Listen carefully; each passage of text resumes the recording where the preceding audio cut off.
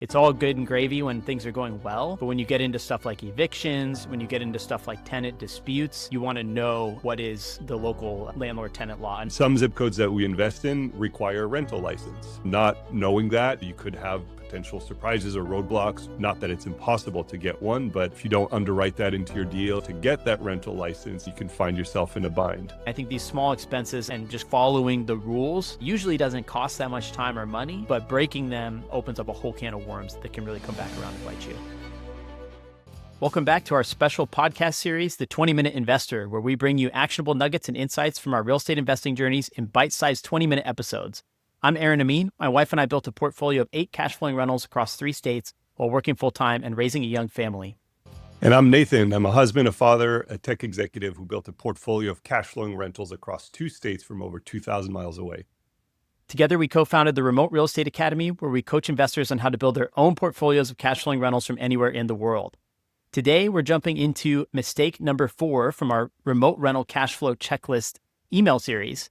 This mistake is overlooking inspections and legalities. It's a kind of mistake that doesn't show up right away, but when it does, it can cost you big.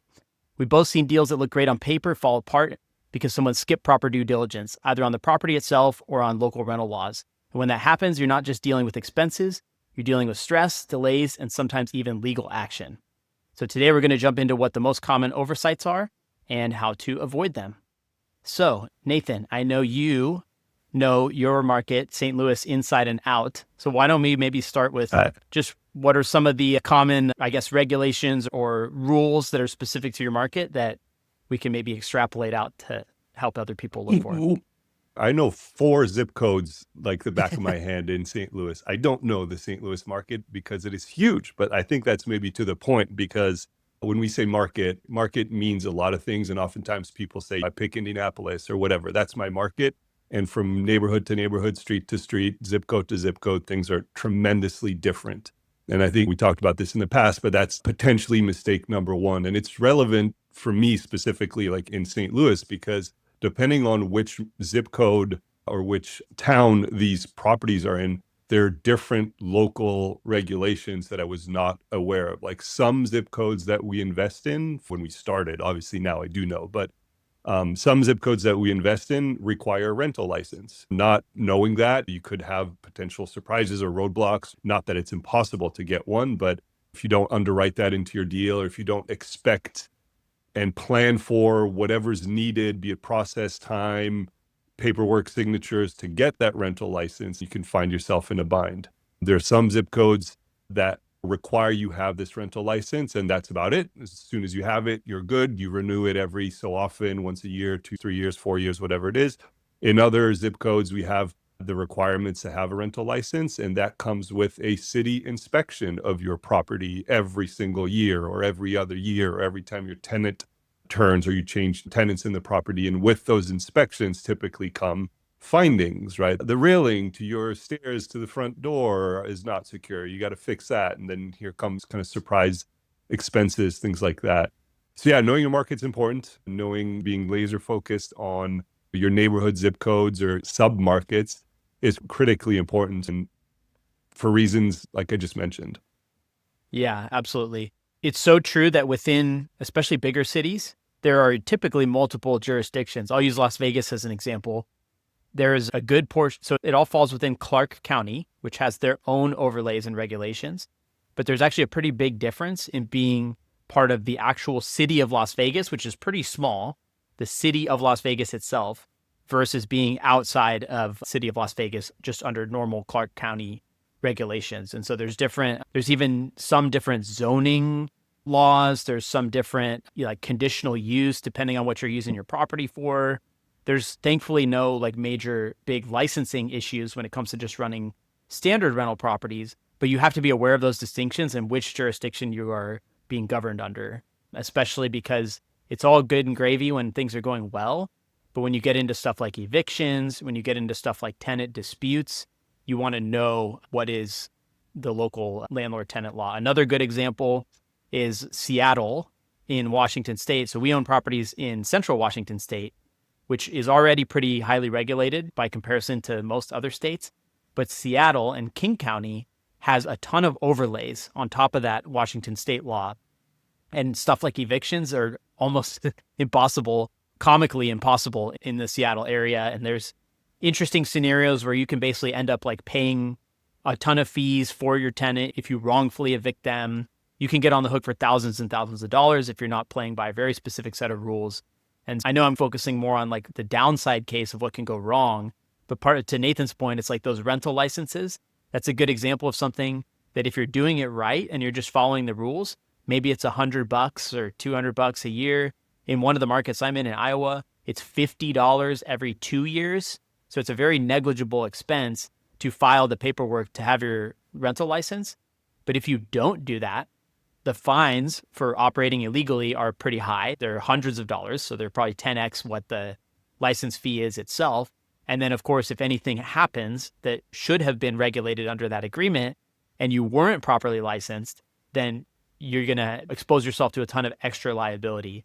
So it just goes to show, I think these small expenses and just following the rules usually doesn't cost that much time or money, but breaking them opens up a whole can of worms that can really come back around to bite you. Yeah, and it's not only that, it's also not knowing those local rules and regulations, right, could potentially result in you not being able to operate the property that you've just purchased. I'm sure are at least aware of how more and more jurisdictions, cities, counties, towns, whatever, are limiting or setting quotas on how many properties can be used for Airbnb. So that's short term. But similar regulations exist for regular rentals where these jurisdictions are trying to promote home ownership for local populations. They set quotas on number of rentals that can operate in that jurisdiction. And if you buy a property not knowing that and you apply for your license and they say, sorry, we've reached our quota, then you're screwed. You just property that you can't operate as a rental. So then what? You got to offload it, and that comes with a bunch of fees. So those are the things that are very important to know before pulling the trigger and purchasing something. Yeah, some of these can even be deal killers, like you said. So God forbid you buy a property assuming that you can operate it a certain way, and then you find out that some law or regulation that you were unaware of prevents you from doing so. That's like another kind of worst case scenario. Then you have a property that you have no use for, especially if it's remotely purchased. It's not like you're going to go move into it. But so yeah, there's those kind of like different levels of severity, right? There's the deal killer. There's stuff that can really upend your entire plan. And then there's the compliance and ongoing regulation stuff, some of which it can be like a minor annoyance if you have to file paperwork once a year and you're not paying attention. But that can also really, like, if your home is cash flowing a couple $100 a month in net profit and you get slapped with a $500 fine that you could have avoided, it can really erode your margin just by being careless and not paying attention to some of this stuff. So there's a range of consequences, and the worst case ones are more rare, but you got to know where you're investing and what the rules are. Most people think I'm full of crap when I say that I can operate and grow my portfolio in an average of 20 minutes per day. So instead of asking you to take my word for it, I sat down with my business partner, Nathan, and we ran through our entire 20-minute investor strategy in a free workshop. We go through all the different workflows, software, and tools we use to stay in control of our portfolios so we can focus on what matters most to us. You can watch the entire workshop and download our workflows for free at 20minuteinvestor.com. Again, that's 20minuteinvestor.com. And back to the show. The other big one, I think, is property management laws. How you can legally operate as a property manager differs state by state. In some states, in many of them, you're required to actually be a licensed broker in order to legally operate a property management business, unless you are self-managing your own properties, right? And that's actually important to know too, because some property managers might be running a smaller operation, like maybe they only manage 20 or 30 doors and they're flying under the radar, but they're not licensed. And so they might be the greatest people in the world, but if you work with them, you're going to have to understand the risk that essentially they're going outside of the boundaries of what's legal. And just being aware before you take risks like that is also an important thing to pay attention to. Yeah, 100%. Is Missouri one of those states where you have to be a licensed broker? That is a great question. I honestly don't know. I want to say no, because most of the property managers I've worked with, and first of all, there's a lot of property managers in the market, but I don't know if that's any indication. Don't know, primarily because every single property manager that I've worked with are these fairly typical one-stop shops where they do property management, they're realtors, so they have a brokerage, and they do some of the maintenance and repair work, not the specialized electrical, like big stuff, but they'll do basic maintenance and repairs, realtors, so brokerage there, and then property management. So maybe through that they're licensed, but I don't know. Yeah, and I have to look at the spread of how common it is. But I first encountered this in Iowa. That was the place where I learned that, okay, there were property management companies that were operating that were not disclosing the fact that they weren't actually operating as licensed brokers or paying to be part of. You could approach a operating brokerage, right, and say, hey, I want to become part of the property management arm of this business, and you could pay them a fee to basically leverage their license. But there were a lot of people in the market that were basically not operating that way and not being transparent about that. So it's just another kind of flag. Again, the risk of getting caught in that scenario is very low unless something very bad happens. But nonetheless, you just want to know if you're playing by the rules or not. And if you're not, you have to accept the risk of what may come if you choose to do so. I mean, Yeah, and I just did a general quick rule. Google search. According to the Googles of the world in Missouri, where St. Louis is, yes, you do need a real estate broker's license to operate a property management company. Yep. So there's one to look out for. Another thing that is less regulatory and more just about knowing your market is, and the other topic of this course too was inspections and understanding like what are the localized potential risks or things to look out for. Yeah. Some cities, basements don't even exist. In others, there are basements. There's different types of foundations. There's different weather-related concerns and things that you might want to. Homes are built different ways in different places. And so really understanding like what's normal and what's not in your area. And I'll admit, this is not something that I'm the best at. Like when it comes to inspections, I rely pretty heavily on my property managers, my agents, and others to help act as a check and balance to tell me what those things are. But I think, Nathan, you're a lot better at this than I am when it comes to inspections, right? That's a pretty important part of the process when you're buying a new property. And so what are some of the things that you look for, and especially like maybe under the lens of localized to your market? Yeah, so I look at those like inspections and inspection findings in two different buckets. They're the things that are personal to me, the investor, that are important to me to either help me make a decision one way or the other. And the other things that I look at are things that are more typical of the markets that I operate in. Just like you, a lot of this, I rely on my property manager and my agent who typically walk the properties with the inspector. So I get the inspector's viewpoint, my agent's viewpoint, and my property manager's viewpoint as they're walking the property together. For instance, and this is why knowing your market's important, there are things where I operate, for example, in the Midwest, hail is fairly common. So roof damage is a thing. Knowing the state of your roof out in the Midwest where I invest is particularly important. I wouldn't say the same, for example, where I reside in California, because we don't get a lot of hail in California. You look at how old your roof is and all that, but you don't look at it the same way. Another example in the market I operate in is a lot of the main sewer lines for these rentals into the city sewer line are very old because a lot of these properties are old. So I made that mistake once or twice when we started, but I used to not do sewer inspections as part of the inspections. Now I do because the sewer lines are old, and that's something important to look at to understand whether or not or to just take it into consideration when you're analyzing and looking at a property. So those are some examples of the market specific things. Some of the examples that are more specific to me, the investor, is any finding in like an inspection that could potentially turn into a large construction project. So things like foundation problems or things like needing to replace the plumbing in the house and potentially in concrete floors, because there are basements in St. Louis. Things like very old electric. I'm not talking about just the panel, but like wiring that's just way too old or things like that, because these are old properties. I typically don't want to touch, right? Because I don't have the time. This is the 20-minute investor. So I got 20 minutes a day to put into this, no more. So I don't want to turn into a construction project manager for these large things. So I look out for those. But then there's just some other things that I want to be aware of that either come across through the inspection, or it's a combination of the inspection and my property manager's feedback when they walk the property with the inspector, is what have they seen in the property that will require being done for the property to be able to rent at market, or for the property to pass a local rental license inspection and things like that. So it's kind of those two lenses that I look at and pay attention to when I look at inspections. But one thing that maybe generally about inspections, because I've heard this a lot helping out others getting started is that people tend to freak out when they get the inspection report back because it's 72 pages long and all that. A lot of those pages are just disclosures and disclaimers and generalities and things like that. But also note that people should expect stuff to come back and they should be ready. There's no inspection that will ever come back clean. That's just the nature of the business. You can always find something. A lot of these inspectors, being an inspector is a side gig to their main job. So they want to find things that will need repair, fixing, so on and so forth.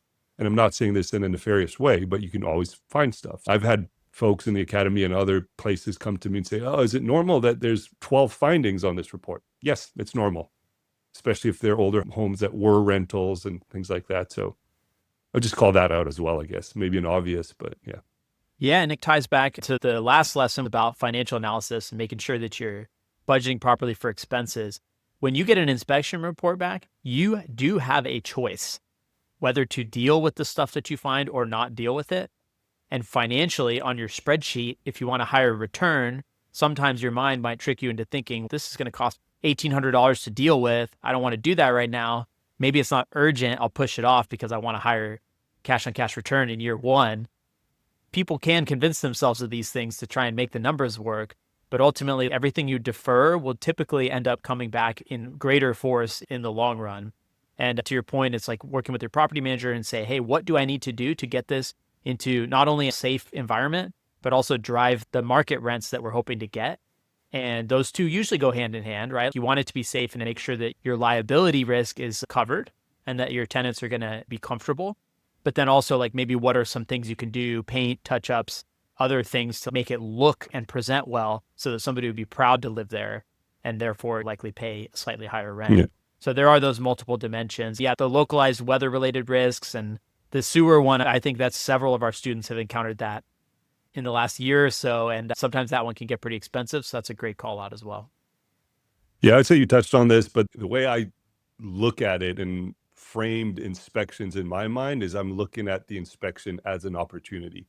It's an opportunity to know what I'm walking into. It's an opportunity to back out of a deal, because if you have an inspection contingency in your contract and your inspection comes back with absolutely nothing on it, then you can't use that contingency to back out of the deal. However, if your inspection report comes back with something on it, which will always be the case, even if there's chipped paint in the bathroom, that is legally good enough to say, not good for me. I want to back out of this deal for whatever reason. And you can. I don't recommend people back out just on principle because you're going to ruin your relationship with your agent. But it is an opportunity to back out of a deal. So I view it that way. It's also an opportunity to negotiate with the seller, because that doesn't mean you have to do all this. Let's say you have to replace the roof. You could tell the seller, listen, I'll buy the property like this, but you got to fix the roof first, or give me a big haircut, right? Yeah. So I view the inspection as an opportunity. Yeah, and to that point too, speaking of red flags, right? It's like you might really like the property. Emotionally, it might check all the boxes. It's in a great location. But if you uncover something on that inspection report that is major or structural or could have like long-lasting implications 5-10 years from now, and you're a buy and hold investor, removing yourself from the emotions of wanting the deal to work and being able to walk away or at least have a sobering assessment of whether that's the right decision for you long-term. Like you said, it's an opportunity to reflect and make sure that you're making the right decision before you cross into that largely irreversible territory of taking ownership and actually purchasing it. Good stuff. We're right at the 20-minute mark here. Hopefully, I think we all learned something. Nathan learned something about St. Louis today. I learned a lot, and we'll be back next time with mistake number 5 from our email course. So thanks, Nathan. We'll catch you next time. Yeah, take care. Thank you for making it to the end of today's episode. As you may know, podcasts are very difficult to grow organically.